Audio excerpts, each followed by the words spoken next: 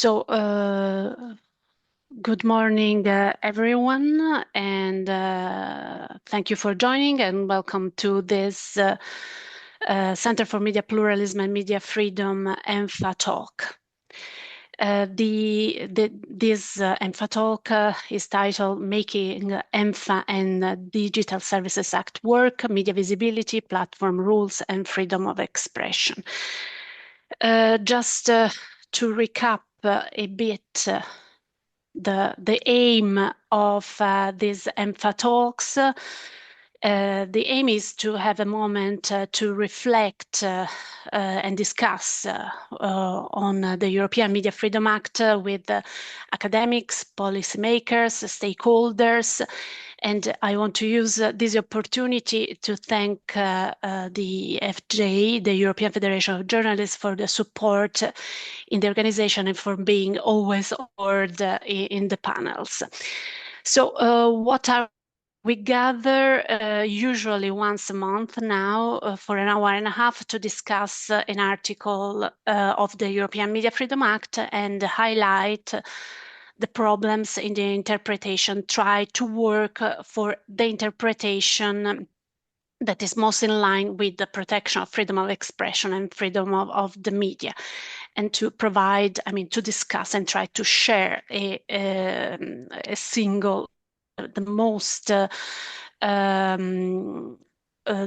interpretation that is the one that protects at best freedom of expression. So we are at our 11th EMFA talk. We have involved more than 40 distinguished expert speakers. We had more than 800 online participants. We have discussed almost all the provisions of the European Media Freedom Act, and we are doing today the second talk on Article 18. Since this is a big audience today, we would like already to advertise a little bit our next EMFA talk that will be very likely on the 23rd of March, after we have celebrated our big event of March, that is our festival on journalism and media freedom, Voices, that will be held in Florence from the 10th to the 12th of March.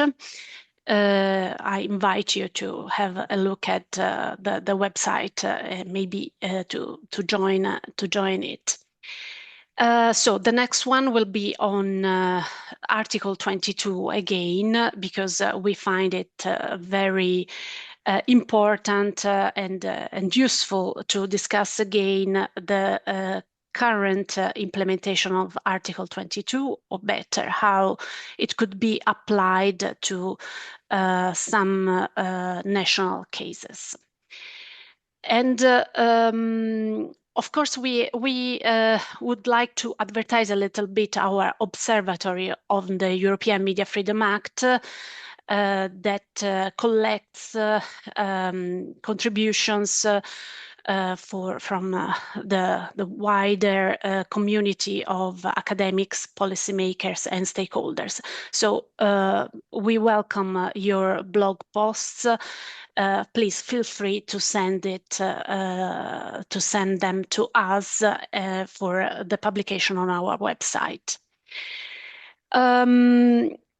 So our goal is also to conduct some research activities. We want to understand how the single member states are implementing the Act, what are the challenges they face, and what are the challenges the media are facing in this very moment, implementing the European Media Freedom Act. So currently we are doing a study for the European Parliament, the Culture Committee, on the implementation of the European Freedom Act. So we run several activities in order to, contribute to the interpretation of the European Media Freedom Act.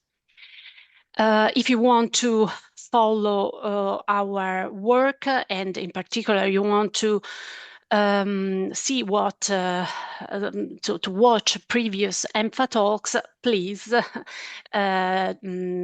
go and see our YouTube channel, where we uploaded all the EMFA talks we had. So today we speak about Article 18 of the European Media Freedom Act. As I said, we have done already an EMFA talk on Article 18, but this is a very much debated article, as it also partially, let's say, recycles what was discarded when the Digital Services Act was discussed in the Parliament. So the so-called media exemption that now is a media privilege and content moderation carried out by the very large online platforms. Article 18 and 19 of the European Media Freedom Act establish a special status for media content on very large online platforms. These platforms must allow media providers who meet certain transparency and editorial independence criteria to self-declare, recognizing the unique role of media. Very large online platforms must notify these providers before suspending or downgrading content, enable them to respond and prioritize their complaints. They must also disclose the list of self-declared media and their moderation methods to ensure transparency. However, this special status is still subject to the systemic risk rules of the Digital Services Act. The European Commission, the European Board of Media Service, will oversee this interaction, and the European Commission has to provide guidance. And we were waiting for this guidance, the guidelines under Article 18. And indeed, the talk of today is very timely because the guidelines were issued last Friday. So today we have with us 4 distinguished speakers to, delve into Article 18, the interpretation of Article 18, 19, the interaction with Article 34 of the Digital Services Act, but also we have, and we welcome Audrius Perkauskas, Deputy Head of Unit of the Audiovisual Media, on Audiovisual Media at the European Commission, DG Connect, who will take the floor in order to present the work of the Commission and give maybe some hints on the recently published guidelines that should shed light on how to implement Article 18 and 19. Then we will have an intervention of Ivan Nenadic, that is our scientific coordinator, the scientific coordinator of the Center for Media Pluralism and Media Freedom and professor at the University of Dubrovnik. And then we have Giovanni De Gregorio, who is a very renowned scholar, PLMJ chair in Law and Technology, Cattolica Global School of Law, but as far as I know, is also Vice Dean for Research at the same university, and also Vice Chair of the high-level group that is dealing with artificial intelligence and the code of practice. And then we have Renate Schröder, who is the director of the European Federation of Journalists, who will conclude this first round of interventions. So I give the floor now to Audrius Perkauskas for his introduction on Article 18 and maybe the guidelines, the recent guidelines. Thank you very much. The floor is yours. Thank you very much, Elda, and good morning to everyone. And thank you for giving me the possibility to speak on this panel. As you said, Elda, it's very timely because the guidelines were published officially at the end of last week. And indeed, I think it makes sense for me to focus my intervention on the guidelines. But before that, just one contextual element on Articles 18 and 19 of European Media Freedom Act. So we know that the European Board for Media Services, they are also taking a keen interest in those two articles, and in particular, they are planning sometime in the course of the year, most probably towards the end of the year, to hold the first structured dialogue with very large online platforms and representatives of media services and other organizations. So, all in all, now that guidelines are out,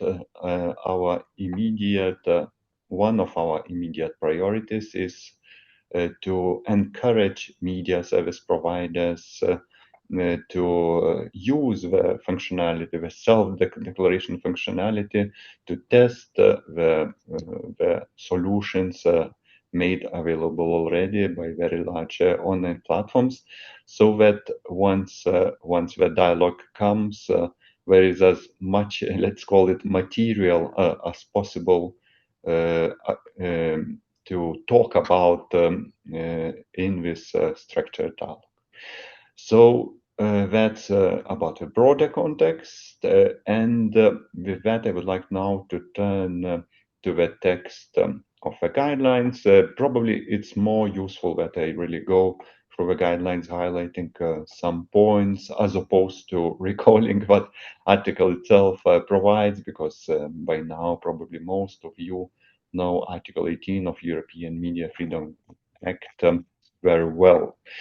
So I will go through different sections of the guidelines, highlighting certain points, which hopefully will make your life also easier when reading and digesting those guidelines.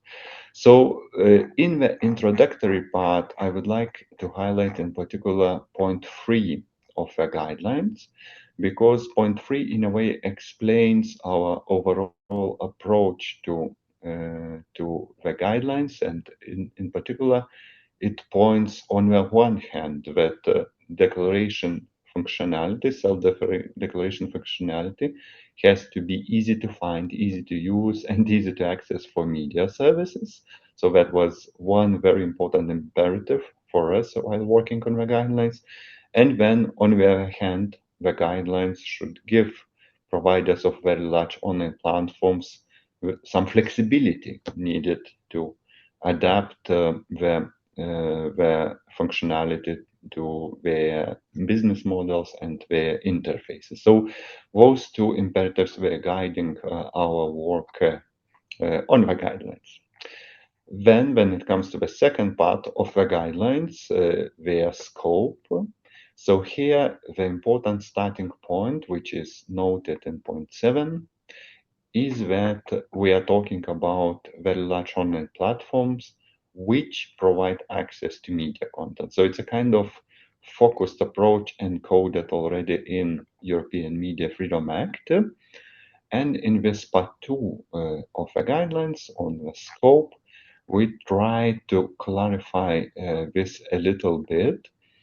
And there are two types of clarifications. So one is about which kind of platforms are concerned, and then later in point 10, we explain, for example, that it would be disproportionate to cover online marketplaces, because of course online marketplaces, they are not really dedicated to giving access to media content. So that's one clarification. And then another clarification is in point 8, towards the end of point 8 of the guidelines, where we are talking about the media service providers who should benefit from Article 18 and who should be the target, let's say, audience for the self-declaration functionality. and where we recall that in the European media freedom, we have references to a wide spectrum of professional media actors, including freelancers. So just to, this is meant to reassure the media sector and all the organizations active in the media sector that, that a broad range of media services should benefit from self-declaration functionality. Then the guidelines have section 3, which is about general features of the self-declaration functionality. And I would like to point to a good number of, let's say, points in this part 3. So one is point 13. So it links back a bit to this imperative of having self-declaration functionality as somewhat easy for media service providers. So this point 13 more concretely says that this functionality has to be prominent on interfaces of platforms, and ideally the functionality should be accessible through accounts of media service providers, which we already have on the platform.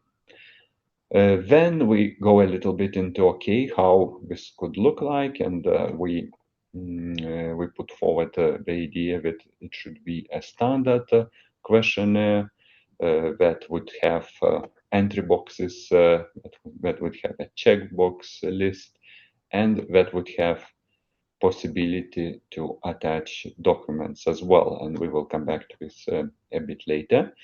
Then another principle that we are putting forward is that if a media service has several accounts on a platform, it should be possible to declare all of them in one go. Again, it's not to overburden media service providers.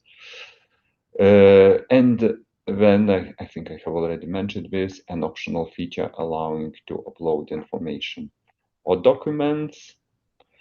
And then what is, I think, quite important is point 18 of the guidelines, which refers to acknowledgement of receipt of declarations by very large online platforms. And then this acknowledgement message should contain contact details of very large online platform, including an email address that media service provider can use to communicate directly and quickly. So this is what the guidelines say. And I remember that I think when we were meeting with some of you in preparation of the guidelines, or when you were providing contribution to the public consultation, a good number of you were highlighting the need for this dedicated channel of communication. And then towards the end of part 3.20, there is a clarification that platforms should make the declarations received publicly available, so the principle of transparency. So again, part 3 is about general requirements for the self-declaration functionality, and then as from part 4, we go a little bit into individual elements of self-declaration. You remember those are listed in those small points, A to G, in the first paragraph, first subparagraph of Article 18. So there I will perhaps not go into each and every point, but again highlight a few things. So when it comes, for example, to the little point C, and the declaration that media services are editorially independent from member states, political parties in third countries, and so on. There is a kind of invitation in point 28 to media service providers to upload relevant information, for example, such as internal editorial independence policies, the idea is that it will be then easier for a very large online platform to be sure that editorial independence is guaranteed in internal structures of a particular media service provider. And when it comes to third countries, there is an optional feature for media service providers to clearly indicate that they are not subject to restrictive measures imposed by the European Union. So the so-called media sanctions, which are in place in the context of Russia's war of aggression against Ukraine, and there are a few media sanctions also in the dedicated Belarusian list of sanctions. So there is a link made between the two. Then, if we go to one other important condition, which is little letter D of Article 18, first paragraph, first subparagraph, in that little point D, we have a requirement that a media service provider is subject to media regulation or self-regulation or co-regulation. So there, for example, in point 31 of the guidelines, we explain that those conditions are alternative. So, of course, as a media service provider, you are not required to declare both. It's either regulation or self or co-regulation. And then in point 34, we talk a little bit what co-regulatory or self-regulatory mechanisms we mean in Article 18 and in the guidelines, and where we refer again to independence requirements. They refer to transparency requirement, and where we refer also to existence of ethical and professional standards. And at the end of that part, which talks about self-regulation and co-regulation, we ask the media board established by EMFA to assist media service providers and also platforms by providing up-to-date lists of relevant national regulatory authorities or bodies. So, of course, they know this very well, and by gathering information on the relevant core regulatory and self-regulatory mechanisms that are currently available in member states.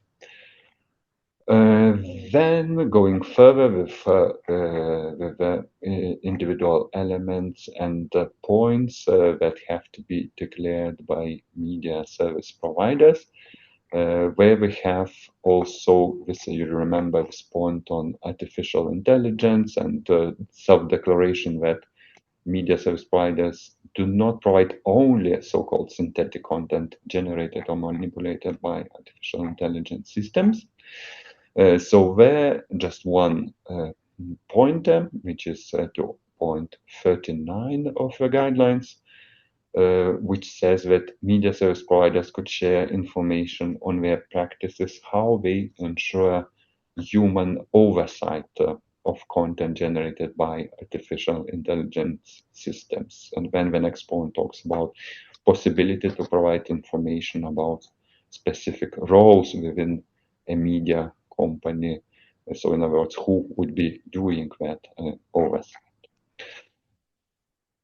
So that's, I believe, what I wanted to highlight about those individual elements of self-declaration. And then there is part 5 of guidelines, starting on page 9 of the guidelines.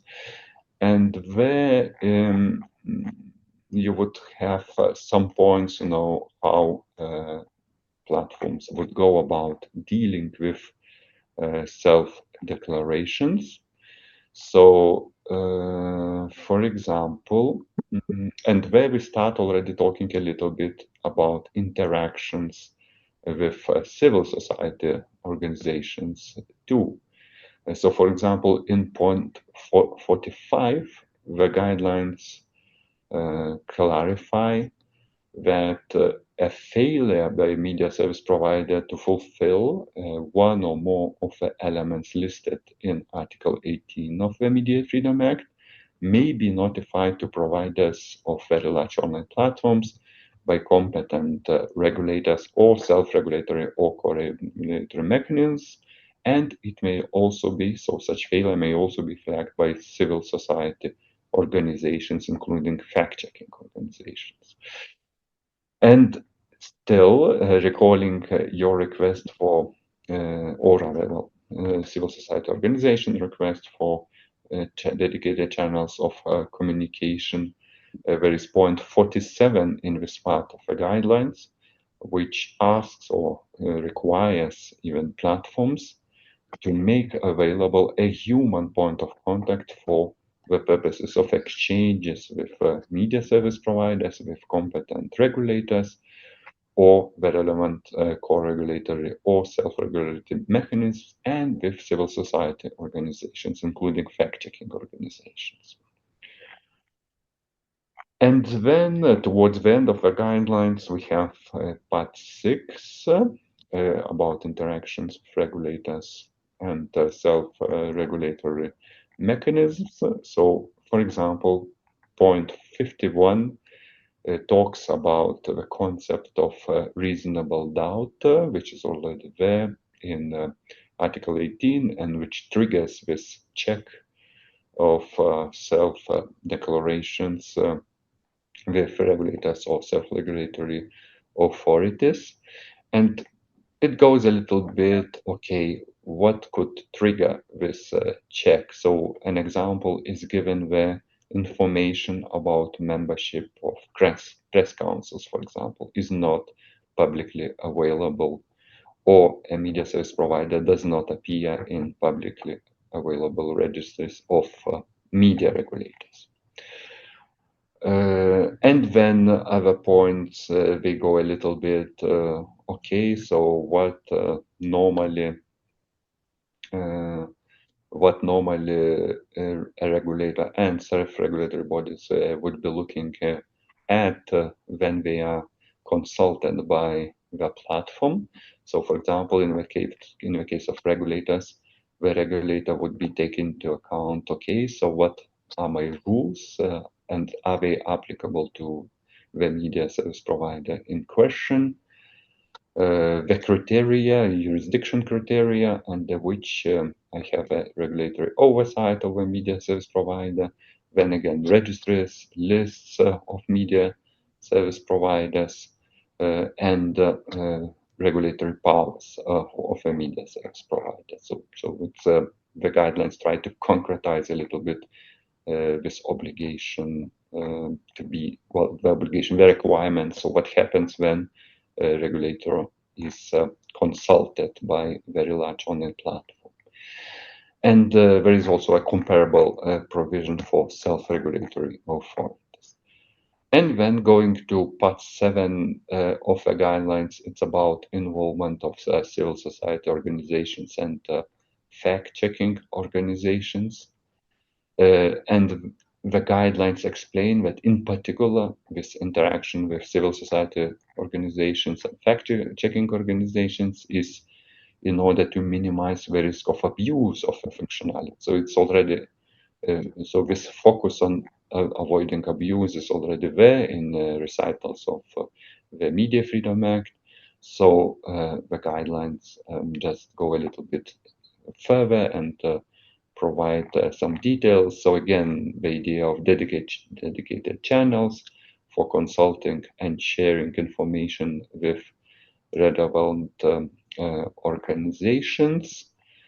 And then there's also a request to have feedback mechanisms. So because of course, if civil society organizations, they flag abuse, it's then important to get some feedback about what happened to particular flaggings submitted by civil society organizations. And with that, actually, I would like to finish my presentation of the guidelines. And if useful, I could still stay for a few immediate questions on the guidelines. Thank you, Audrius. So since Audrius is staying connected, I think that we can revise a little bit the plan that we had to have the various interventions at the very beginning. So I open the floor for questions. I see already Damian Tambini who raised his hand. Any other question? But in the meanwhile, please, Damian. Hi, can you hear me okay, Elder?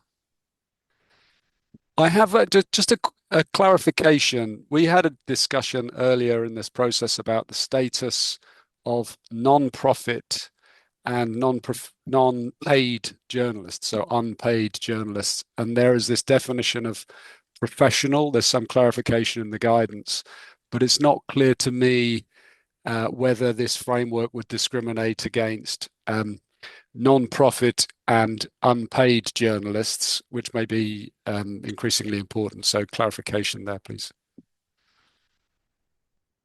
Shall we collect some questions? Because I see other raised hand.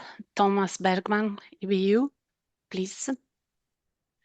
Yeah, good morning, colleagues, and good morning, Audrius. Thanks so much for presenting the Commission's guidelines. It was very helpful, very useful, I think, to understand the process and the content a little bit better. Regarding the guidelines, what I find very interesting is that the Commission also explains what kind of VLOPs would not have to put in place such a self-declaration mechanism. And you mentioned online marketplaces, which is, in our point of view, quite a sensible thing to do. But what is the Commission's views on app stores? Because so far we have not seen any app store implementing self-declaration mechanisms, but they would, under the DSA, fall in the category of VLOP. And so we would like to understand how the Commission sees that point. Thank you, Thomas. I see other two raised hands. Oliver. Hi, thanks very much, Audrius. Yeah, well, it's a question I just put in the chat really about clarification about which media would or would not would qualify for Article 18, and that comes down to, we discussed this before. If you are a media that fulfills all the sort of editorial criteria, fulfills the examples that are laid out in the EMFA recommendations on editorial statutes, if you have those in place, but for whatever reason are not a member of a national self-regulatory body or press council, maybe there isn't one in the country, or maybe the one that is there is not credible, it's government controlled, etc., so they don't have the opportunity to be there, are you excluded from Article 18? I was very interested that the guidelines you make reference, you acknowledge the problem and you sort of put it to the media board to encourage the establishment of press councils. But until that happens, are they excluded? Thanks. Thank you. And Vanessa De Palma, and then we give the floor back to Audrius. Thank you very much for the presentation. Vanessa De Palma from the Press Publishers Associations, EMFA and EMPA. First, I want to say that I very much support Oliver's question and Thomas as well. And I have my own clarification to ask to Audrius.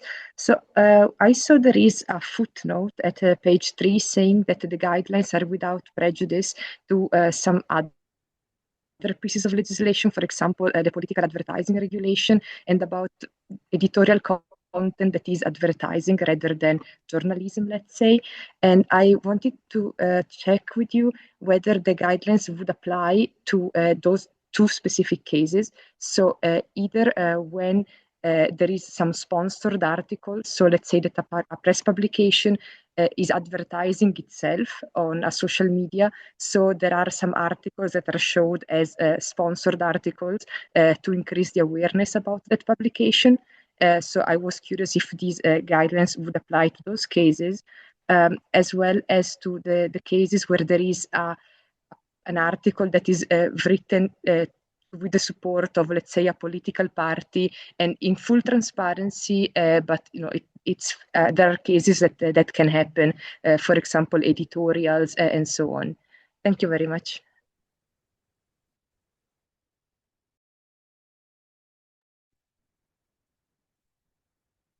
Please, Audrey. Yes, thank you very much for those questions. So I will start first from issues around definitions. So when it comes to the definition of a media service, so we were trying to go wide. By acknowledging that individuals or like freelancers, they can be media service providers. But there was one limit that we could not get rid of, which is that it still has to be the element of professionality, but still there has to be an element of an economic service. And that was unavoidable because the only way we could have the Media Freedom Act in place is by having it as an internal market instrument. And this is why we absolutely have to have this element of economic service in the definition.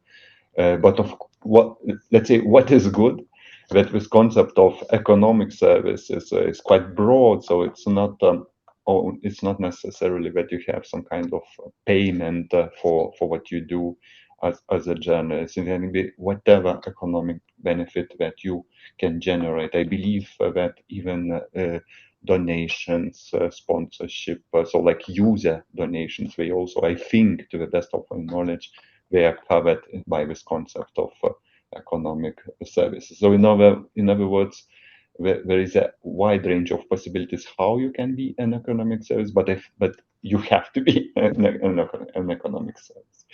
Then it's still about media services qualifying for the safeguards. And the question, indeed, the question that was raised quite a lot in preparatory stages about the press councils and if you are not a member, and the self-regulation, self-regulatory structure. So again, where we can go relatively broadly in whom we would understand as relevant self-regulatory or co-regulatory mechanisms, but there has to be somehow one of which you are part.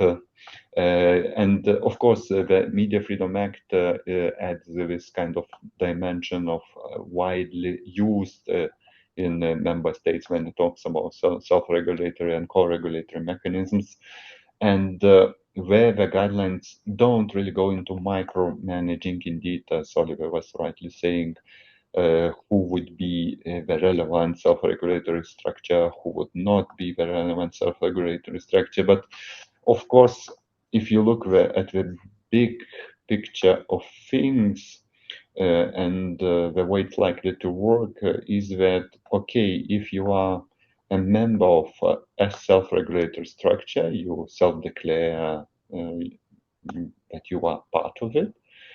So it will create a kind of de facto almost presumption that it's fine, unless something happens. I don't know, unless someone suddenly draws the attention, for example, of a platform that no, this self-regulatory structure actually should not be considered relevant or something like that. So all in all, it goes in the direction, at least as a starting point, of, okay, as long as you are part of a priori credible self-regulated structure, that's fine, but you would need to be a part of some structure like that. Then talking about coverage of app stores, so there it's a kind of a little bit of a borderline station, because when you read all those recitals explaining a little bit which very large online platforms EMFA has in mind, so it goes a little bit more in the direction of specialized platforms like YouTube, where it's really about content. So it's where it's primarily about content, while app stores, they are, of course, huge general purpose platforms. So at least as a kind of practical matter, we would not necessarily expect app stores to create those functionalities precisely because of this lack of element of specialization when it comes to giving access to media services and content. And then finally, on the question of political advertising regulation and coverage of certain type of articles, like sponsored articles or written with the support of political parties, that's one of those slightly more interesting and complicated questions where I don't immediately have a clear answer. And I know that there is a bit of controversy around the implementation of political advertising regulation, and some platforms saying, then I will not do political advertising regulation at all, and something like that. So it's a little bit indeed a question of interpretation. What do we mean by this without prejudice? And okay, to the best of my knowledge, political advertising regulation is about giving transparency to such advertising. But what happens if the platform decides to get rid of such advertising completely? So it's not somehow, I would say, implementation of that regulation, but it's completely aside of it, most probably. And then how we would link these guidelines with that reality. So I don't have a very clear answer on that. It would merit a more detailed digging into such an interaction. Once again, thank you very much for your questions. And at this point, I will have to leave and to take care of other urgent matters. But in any case, thank you very much again for this opportunity to present, an opportunity to interact with you, and let me wish you a continuation of good continuation of this interesting discussion. Thank you very much, Audrius, and thanks for your time and for this premiere somehow. I mean, the explanation of the guidelines right immediately after they were issued. And again, thank you very much for your participation. So we can go ahead with the other speakers that were foreseen for today. Eva, I'm sorry that we devoted a big chunk of our discussion to this to Audrius, but I think that we had to take advantage somehow from his presence. So Eva, the floor is yours. Thank you very much, Elda. Good morning or good day, everyone. And really no need to apologize. I think what Audrius presented to us, and already this discussion that we had a chance to hear, is giving us a very good idea of how nuanced this discussion is. And somehow this article feels like a legislation in itself. It is big, like it's physically big when comparatively observed to other articles in the EMFA, and there's been a really wide, long, and very complex discussion around it, both in the face of negotiations, and we are seeing now also in the face of implementation. And in fact, we are actually now entering the stage of implementation now with these guidelines, hopefully, almost 6 months or 6 months after the EMFA went into a full implementation across the EU. So I think this is very important to highlight, because we are seeing a strong or a big delay here, and especially because this is one of the rare articles of EMFA that is actually being implemented on a transnational level. So somehow the platforms who are big technology companies operating across borders, they are setting up this functionality across borders, so for all media service providers. So there are a lot of interesting elements to this conversation. I would like to use my time somehow to, well, first of all, welcome the guidelines and the conversation that we already started. Then I would also like to remind a little bit about the wider logic somehow of this article and of the EMFA in general, tap into some of these challenges of the implementation of Article 18, some of which were already highlighted, but maybe adding a bit more flavor to that. And then I would like to touch briefly on the VLOPs themselves. So how are VLOPs going to act now when we finally enter the stage of implementation, considering the very complex interplay between the EMFA and the DSA, but also EMFA with other pieces of EU law in this context. So I think coordination, cooperation, and a lot of way more clarity is needed. And we've seen this also now from the last answer provided by Audrey. So even the Commission itself needs a bit more clarity somehow in understanding how these different elements or how these different pieces of EU law interplay on this specific matter that relates to media freedom and media pluralism. And then as the last point, how will platforms react now when they have more clear instructions and guidelines? And we've seen that, especially in this very sensitive geopolitical moment, they are not that friendly anymore or willing to cooperate in a goodwill. And many of these elements are actually designed and drafted in a goodwill somehow. And we've seen their reaction in relation to the implementation of the regulation on transparency and targeting of political advertising, where they withdrew. So we need to see what's going to happen now with this provision of EMFA.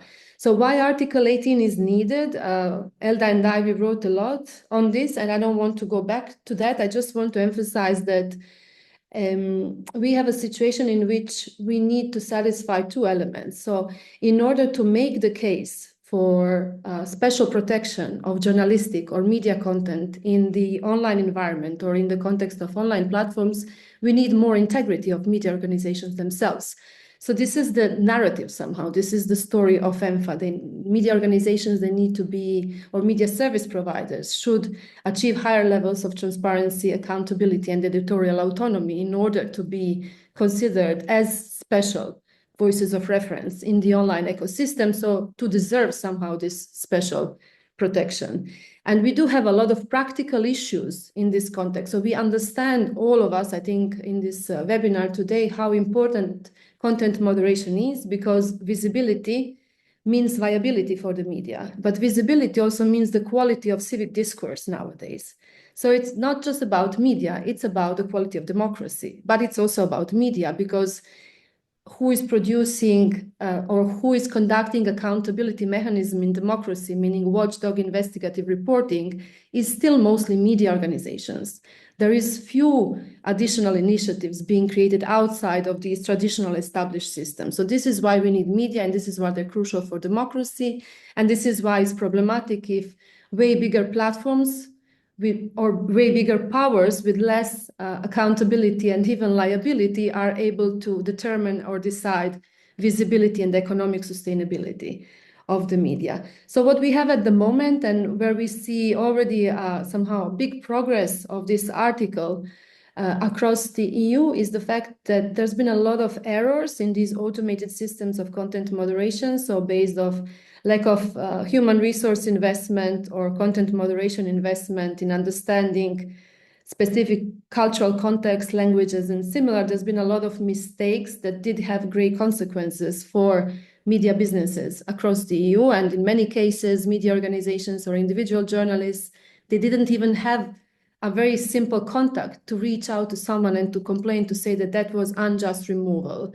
And then we have the whole stories about shadow banning. And this has led in many cases even to self-censorship. So in some circumstances, journalists and media organizations are actually self-censoring not to disturb the platform logic that can punish the visibility of their content, which has great consequences or significant consequences for their economic activity. So already this having direct contact is a step forward. On the challenges of implementing Article 18, I mean, discussion has already started on the complexity of the definition. So who falls under the scope of the definition of the media under the EMFA more broadly, but especially or specifically in relation to this article. It has always been challenging to define who or what media is and who should fall under the definition of media service providers is proving to be challenging as self. The legal definitions in this context, they have tendency to be broad, of course, because it's about freedom of expression, and this profession has always been open to innovation and creative evolution somehow of the field. But on the other hand, this also holds additional burdens for effective implementation. So who and how to establish that those who deserve somehow benefit from this provision. So apart from what has already been touched upon, the story of individuals, so individual journalists and non-profit journalism, or journalists that are not actually being paid for this activity, the question that was raised by Damien, has already been addressed to some extent. I'm sure that we're going to go back to this in the discussion as well, but there is another element that perhaps should be considered, and this is the fact that we may also see situations in which well-established media who tick all the boxes required under this article, but are actually including public service media in some of the countries, are not actually operating under the standards that are desirable here, starting from editorial autonomy. So how to deal with this? Obviously, we can go to this element of multi-stakeholderism, where this provision also entails transparency requirements. So all the media service providers who are benefiting from this provision should be listed somewhere, so that civil society and research community can actually assess whether those who deserve to benefit from this provision are listed, and whether there are some issues in this respect. And then the guidelines, as Audrey has already said, explicitly puts forward this idea of multi-stakeholderism or multi-stakeholder assessment of who is actually benefiting from this provision, that I think we can also touch a little bit more in the discussion. But what I want to focus on is how are platforms going to act and react now with more clear instructions on this. We know that Article 18 of EMFA is closely intertwined with the DSA, and in practice, it actually positions the DSA as the higher order regulatory framework, because it basically says that if platforms are acting under the risk mitigation management defined or described under the DSA, then Article 18 of the EMFA doesn't apply, it doesn't kick in. So we know also that the DSA defines 4 very broad categories of systemic risks, and that the responsibility for operationalizing these complex risk categories and for determining the standards used to identify them, primarily, at least in the first stage, lays with the big tech companies. So again, is somehow the regulatory design gives more weight somehow on the platforms to define how the rules of the game, at least in this initial stage. So at present, there is really limited transparency regarding which standards are applied and how platforms are actually implementing this risk management, assessment, and mitigation in practice, especially defining standards on how these risks are operationalized, especially risks to civic discourse, risks to fundamental rights, including freedom of expression and media pluralism. So clearly there is a need for further guidelines, and the guidelines are also foreseen under the DSA. And I think it's especially important on this interplay between the DSA and EMFA, and specifying into a bit more details these connection points.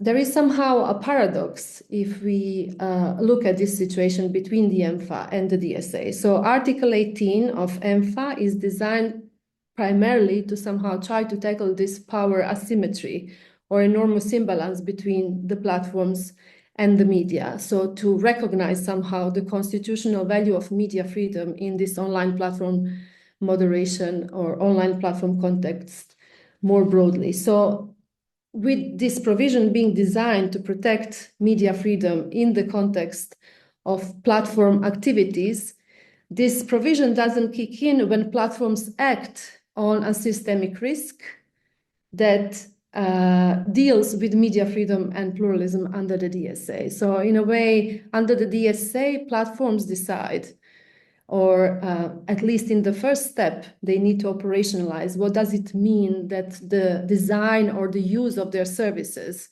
may have negative implications on media pluralism and media freedom. And that somehow, that framework defines and decides the implementation of the Article 18 of the EMFA. And I think we there need way more clarity, transparency, structured dialogue, and even guidelines. Eva. I'm finishing with just one last point on some specific observations as regards the guidelines as such. One point regarding what Audrey has mentioned, the reasonable doubt. I think one issue with this reasonable doubt may be that the guidelines as they are now, they are suggesting that there is a role of media regulatory authorities. Something was already said about the independence also of self-regulatory bodies in some of the countries. I think the problem here may be especially for freelancers who do not need to be registered in any of the lists, because this is not really a requirement. And actually it may be seen also problematic to have these kind of lists of individual journalists in individual member states. And then the last point on how will platforms react to this? Well, we saw that they did start with the self-declaration forms. But now when they have more detailed instructions and when they are required to provide functionality somehow to interact with every single media service provider recognized or self-declared under this functionality, they may present this as too much burden for their activities, as they have a tendency to do lately. In Europe, we have at least 3,000 big media service providers. And then if we loop into this individual journalists or freelancers, this grows to tens of thousands or hundreds of thousands. If they need to interact with each one of them individually, they may withdraw and just say that we will not carry the media content anymore. So the question is what happens in that situation and how to prepare for that, and how this also links with the DSA risk mitigation management, where media pluralism is one of the systemic risks. So would this be a systemic risk if they decide not to carry the media content anymore because there's too much burden for them under this EMFA obligation? This is, I understand, a very hypothetical and a broad question, but I think it's worth considering it. Sorry for taking a bit more time. I was a bit inspired by Audrey's. Thank you. Thank you very much, Eva. Now maybe Giovanni will solve the conundrum here. I mean, speaking about the connections between the Digital Services Act and the interplay of the Digital Services Act with the Article 18. What are the problems, and I mean, what is the right interpretation? Thank you so much. Of course, let me thank for this invitation. It's a pleasure to be here. We try to speak as little as possible. We'll be short as possible. Also to have some time later. Okay, maybe I'm not the actor in the European Union that can provide an interpretation. But what I can say, an official interpretation. But I mean, what I can say, it's interesting to stress. I have three main points. We'll try to be very, very brief. First of all, we need to understand that these guidelines are very much focused on paragraph 1. Okay. So while, we know very much that Article 18 is a much more complex, environment to understand media privilege, or, how this has been called in these years, so the focus already, it's very much also on self-certification, and the possibility to understand who are sometimes, the good media and the bad media, and this, I mean, it's quite important because it seems like if you read these guidelines, I mean, it seems very much focused precisely on this point. And then as Eva underlined, I mean, it's possible to, understand connections reading also from already the first paragraph. And so this is, I think it's very interesting because the question is about that. I mean, the connection to the DSA, are not very strong when you read the guidelines, apart from the footnote that was mentioned in the comments before. So it was a very, very brief comment, no matter the strong relevance between these two instruments, And I want to actually to stress just one point to underline how big this is and how, I mean, I was expecting to find a little bit more there. And because, I mean, if you think about, this is something Eva had mentioned, especially, the question of media pluralism, but also disinformation is very much important for systemic risks. And here we're talking about VLOPs. So we do not have even the interpretive question, maybe we are talking about all the other platforms, we're talking about VLOPs. We're talking about VLOPs here with Article 18, okay? And the question is about what happens, if, since very much the focus is on the declaration system, what happens, if the platform, collect all the information, everything seems pretty much aligned, with the requirements of Article 18, and then I mean, what if something happens?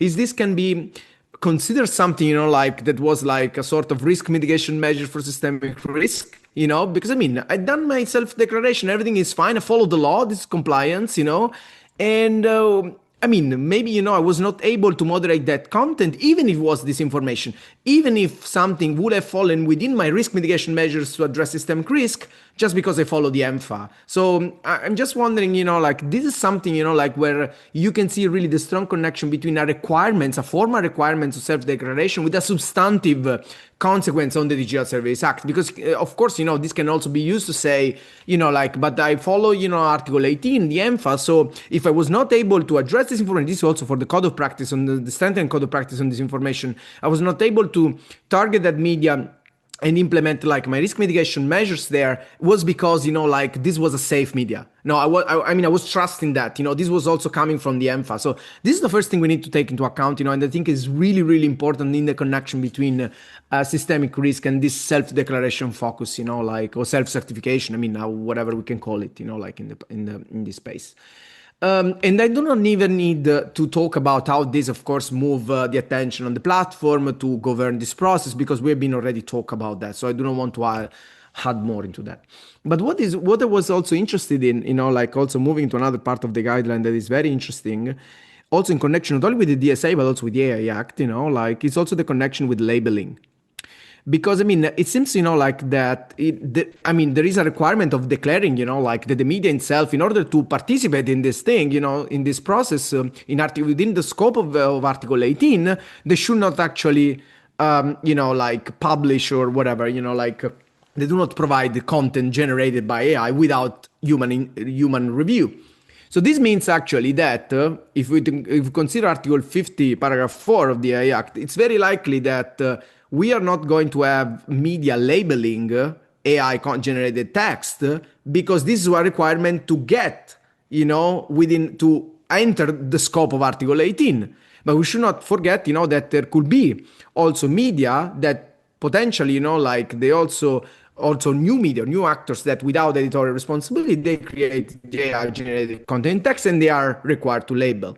So this is interesting, because this is would actually lead only some organizations that probably are not within the scope of labeling, because they have editorial control, in connection with the Media Freedom Act, in order to enter the scope of Article 18. This is also interesting, because this is narrowing down the type of organization that could participate within this process, also reading the EMFA in connection with the AI Act. I also wanted to add actually this important piece that I think is very important, because it's very much connected also to the connection with the deployers, the role of providers, the risk mitigation measure for the platform. So this is all connected, it's not just about understanding how to draw the line between the DSA and the guidelines. Here there is much, much more also in the process of the labeling for generated content. This does not mean that this is about disinformation, because the content can be labeled even if it's completely, fine. But this is very much connected also with the idea of trustworthiness and the ideas of the people, the citizen, of the users, call it like you want. So this is also a very important point. Last point that I wanted to stress, there is actually something always overlooked. Something that sometimes no one is really putting attention on it. We're trying to do as much as possible, is enforcement. We should not forget something, that here the guidelines, of course, because we are in the framework of the European Media Freedom Act, is focusing on digital service coordinators. But the DSA, we're talking about VLOPs. There is, of course, a competence for the European Commission. Even the DSA shared the competencies in a particular case. So here, when we are talking about systemic risk, so it should be the European Commission, but here we're talking also, there is a dialogue between the Very Large Line Platform and the National Digital Service Coordinator, how we make this system works in this connection, in this triangle between Commission, DSC, and Very Large Line Platform. So this is super important, because it's one of the examples of how we are building processes of collaboration between authorities without having a structure for doing that. Of course, there are incredible efforts also with the Digital Clearinghouse in the EU. So the discussion is there, okay? The conversations are there. But still, there are many, many questions also about the coordination of enforcement of this system. And this is something that is very, very important. I wanted to underline in the time that I have. But I stop here because I know that there is, like another remark, and I mean, also, I mean, it's enough also for having time for questions. Thank you so much. Thank you very much, Giovanni. Indeed, you raised a lot of issues, including the one on enforcement that is indeed very difficult to solve somehow. Indeed, all the authorities that are involved for different pieces of legislation are creating a problem of coordination. Indeed, it's very hard. Renate, please. Yes, thank you for giving me a few remarks. I will try to be short and maybe repeat a few things which I thought were very important for the debate. Of course, as representing here the voice of journalists, including quite a few freelance journalists, I think it's for us very important that the definition of media service providers is large. We are dealing with freedom of information here, and freelancers particularly are included with that. But just first of all, I also want to say that I think the fact we have over 180 participants here, Elda, I think you agree, this is our record so far. It just shows also the frustration we have at the very moment with this little word enforcement, which is not very fashionable at the very moment here in Brussels. The Brussels colleagues like to prefer to use the words simplification and others. And I think really how to enforce content moderation given the current actions and intentions by US digital platforms and the very difficult geopolitical situation we are in is a hugely important issue. And that's why I also appreciate the guidelines late, but finally being out there from a first look, I think they are pretty good, and they sort of reflect what all the different stakeholders, at least the ones we know, have tried to put in to find this balance between flexibility and easy use and issues like that. Of course, my main question remains, so what do we do now regarding enforcement? And I think, as Eva rightly said, there is still a lot of coordination, cooperation, and clarity needed. For that, I appreciate very much that Audrey's mentioned that the media board, which will have an important role, and we still have yet to see what exactly that will be. We will also have to see how many more resources the media board will have, because we all know with all this very complicated issue, again, as has been said, it's a legislation itself. Giovanni also talked about the complexity. We need more resources, both at national level and at European level. And that is all to be seen. Of course, the question of structural dialogue, we have said that also in our first scenario, is there utterly important. One could say the enforcement of Article 18 should lead, to the extent possible, to a must-carry obligation for platforms, maybe the only way to safeguard media freedom, which are constitutional values in the platform environment at the moment. What I also wanted to stress again, because there were questions around what happens where we don't have press councils in those countries. We think that self-declarations must be a stimulus for media organizations to really deserve this media privilege, to follow the conditions of Article 6.1 on transparency and ethical self-regulatory guidelines. The guidelines mentioned also, we had actually hoped to have a European database on media transparency. We do not have it, but there are some examples given within the guidelines, and we really hope that those media observatories on media transparency, that their funding is also guaranteed, because unless we have that, it will be even more difficult. Another point I wanted to stress is, in given times, and it's been said already, to downrank media is very dangerous, and it must be very well justified. we see today more and more issues of censorship of content of platforms, but of course also sort of shadow banning and others which are leading to self-censorship.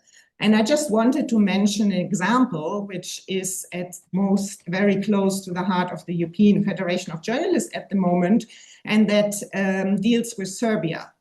And what's happening in Serbia may be happening also in any other country. For us, it's a very worrying example of censorship by platforms that geared at independent journalists. It's been now in January and February, we put 4 alerts to the Council of Europe platform for the safety of journalists, actually because Radas and other independent media in Serbia had been notified that its Instagram account had been banned and permanently deleted from the network with no possibility of appeal. Only after contacting Meta directly, an additional check was carried out and the profile was announced as restored on 19 January. And I think only because our colleagues had some friends in Meta.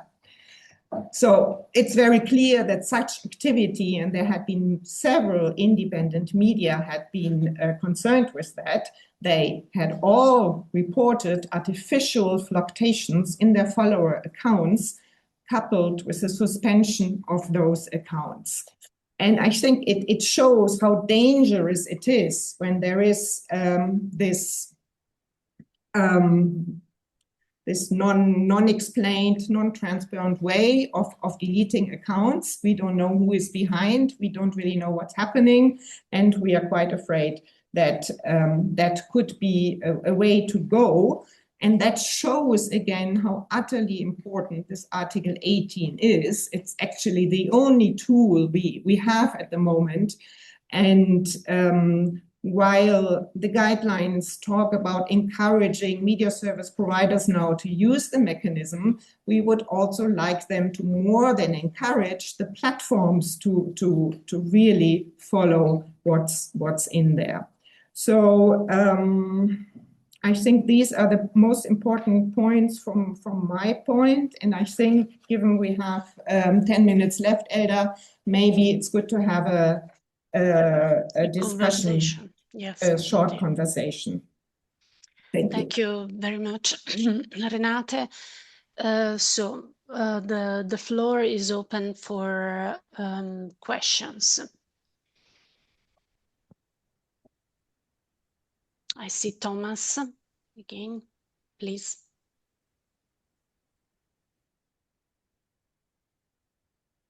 Yeah, thanks, Elda, and thanks to all the speakers for your presentations. I would have one question to Renate. So at the EBU, we have been tracking the implementation of Article 18 by the platforms, and we have seen that some platforms had already established self-declaration mechanisms, which were very difficult for our members to find, but some of them actually applied and self-registered. And they're still seeing their content being taken down without any safeguards. What are the experiences of your members, Renate, in terms of implementation, in terms of self-registration, in terms of improvements of content moderation? Have you already received any signs from the journalist federations that are members of the EFJ? Should I respond immediately? Well, to be very honest, we have not had much of that in neither direction. What I just gave as an example from Serbia, I think shows really the extent to this fear also of self-censorship and censorship. But I haven't heard a specific word and I appreciate the work done by the EBU, because I think they have done the most extensive work to look really in how far platforms have already fulfilled their task and did things. And from your work, we see that there is a lot of work done among the usual suspects. But I'm afraid we have we don't have a database on that yet. Thank you. I see Sally. Hi, all. Something went wrong with my camera sometime since the beginning. I can't seem to turn it on again. Sorry. But thank you very much for this. One of the things that I'm quite concerned about is how media services will know, that we've just been talking about, how they will know that their content is being treated once they're registered. And so I'm wondering if some kind of a kind of wish list of access to data, or what actually needs to be tracked in order to know whether or not what has been the outcome after they have responded to the notification that their content might be actioned. And another thing I just want to flag, I think the work that the EBU has done already on finding out what the platform's doing is great. I also found that it's very hard to find where you do these things, trying to do it.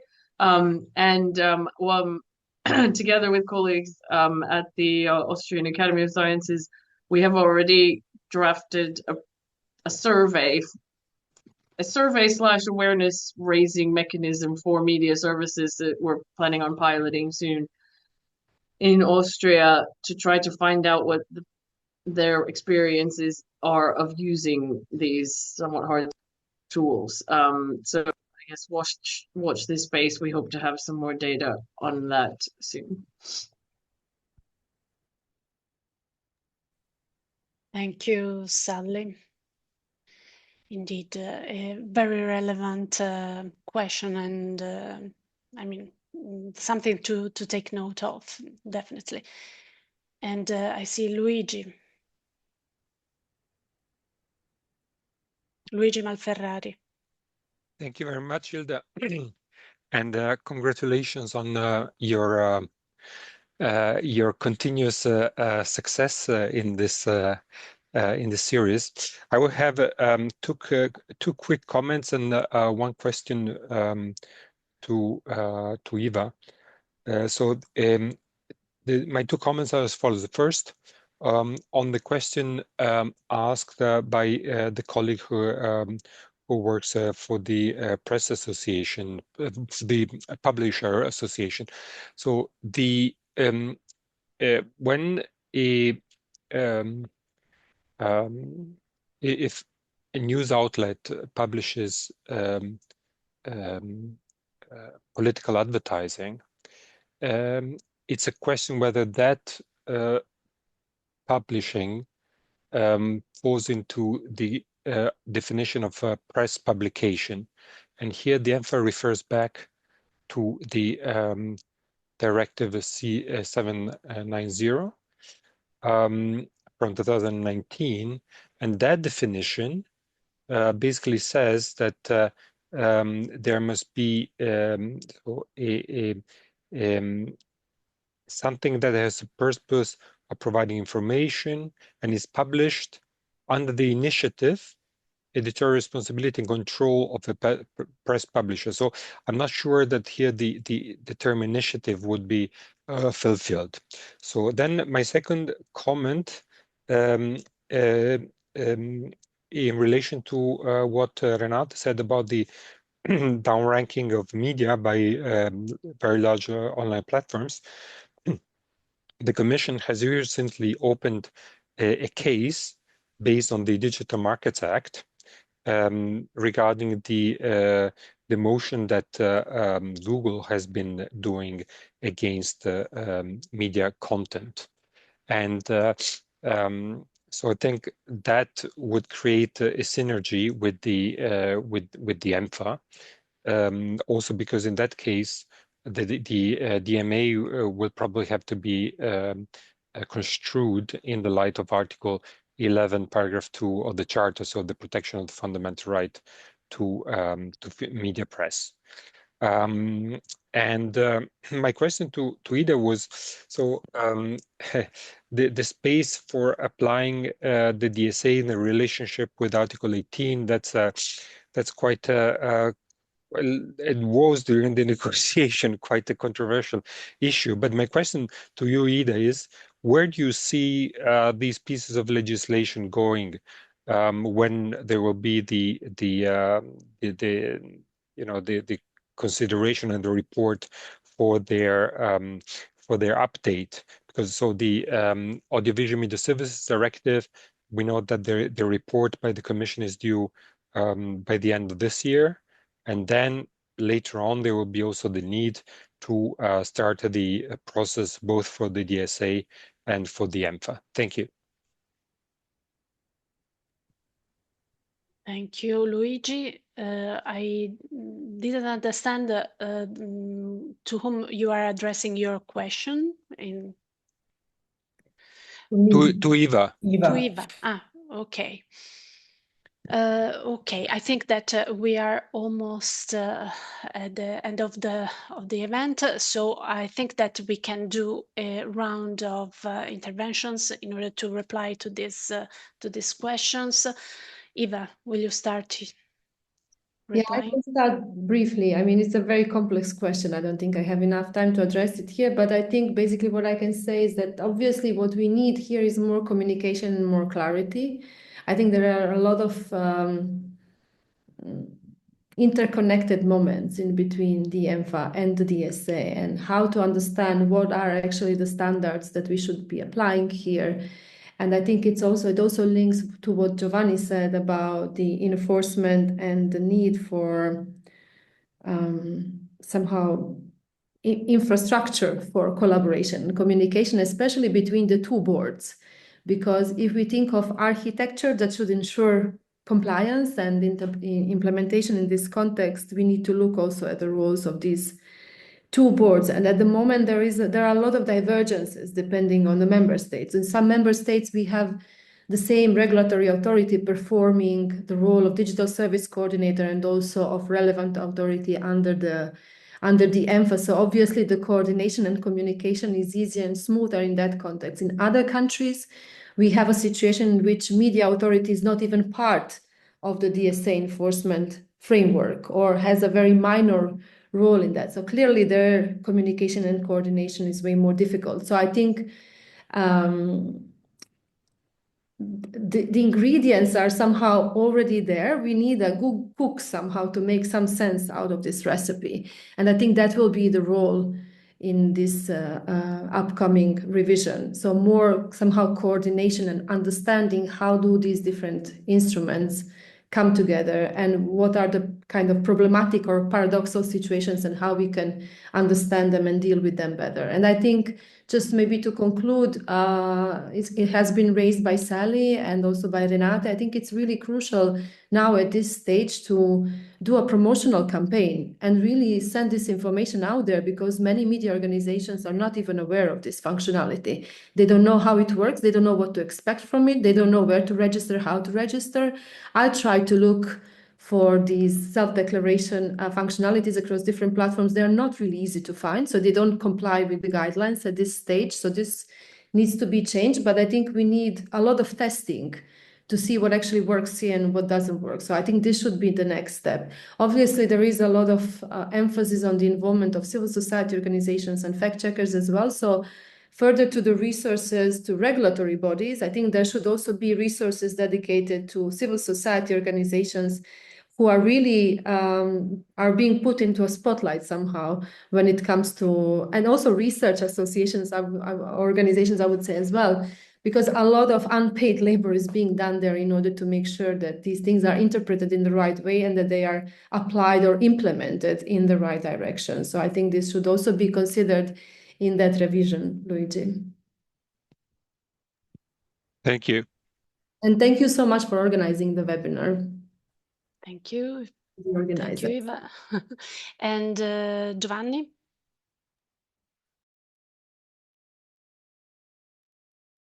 We don't hear you. I don't hear you. Can you hear me now? Yes. Sorry, it was my mic. No, I mean, happy to hear there's been like an agreement like on the issue of enforcement here, because I really think that is important no matter the moment Europe is living at the moment, because also it's about the credibility of the entire system that has been built around these years. It's very important that this actually makes sense, especially in the interest of protecting also not only citizens, but also, like the media environment, broadly speaking, like, so this is very, very important. And also what I wanted to stress is that, I mean, I totally agree with Eva, like up to a certain point, we were expecting these guidelines to be a little bit more ambitious in terms of underlining the connections with other legal instruments, and also to try to understand, like in concrete, like what you have to do beyond like providing rules for a self-certificate, for a self-declaration system. That is important. It's just one side. I mean, if you even quantitatively speaking, you look actually at Article 18, paragraph 1 is just a small part of it, like, so I think there is much, much more to do in terms of the interconnection, but also in the area of content moderation, where this is just one tile of the bigger picture of then how the entire system of, moderating this type of content will work. That is not addressed there. Thank you, Giovanni. Indeed, to me, it's not still clear what is the connection between Article 18 and the risk assessment in Article 34. I mean, whether, for instance, Article 18 can be used somehow, even if there are two different pieces of legislation, as it was said, DSA prevails somehow, whether Article 18 is a way to interpret the risk assessment under Article 34. Also because the discretionary power that is given under Article 34 to the platform to decide what is media pluralism, I mean, it created some problems, at least to me. So I leave the floor to Renate for her final remarks. I can just repeat again. I think the problem we are living in today in this info ecosystem that is so incredibly dominated by a few tech platforms who are closer and closer to some autocratic regimes really should put the alarm bell very, very high. And Article 18, of course, is one little part. And as it was seen today in the discussion, it has to be seen together with the DSA, with the DMA, with hopefully also the Democracy Shield we will be working in, because it's very large. There is also a cloud infrastructure that is not dominating the newsrooms, that probably is dominating the audience measurements, the content moderation in so many ways we don't even know yet.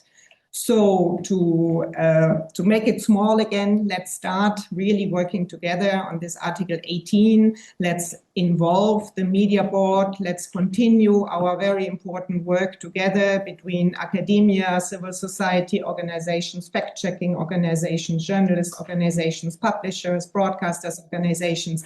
I think we all are in one thing, and we have to do it together. Otherwise, we will not succeed.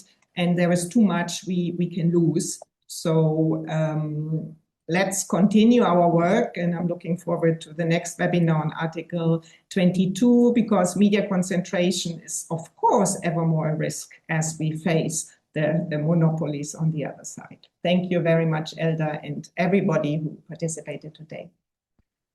Thank you very much, everyone. Indeed, Renate, Giovanni, and Eva, and to Audrius. I think it was a very nice conversation, and indeed, many problems to solve still. But indeed, a good starting point for further discussion. And as you said, we have to solve these problems all together, these interpretations all together. And this is why we decided to organize these EMFA talks, indeed. So thank you very much, everyone, again, and see you soon for another EMFA talk next month. Thank you. Thank you, Elda.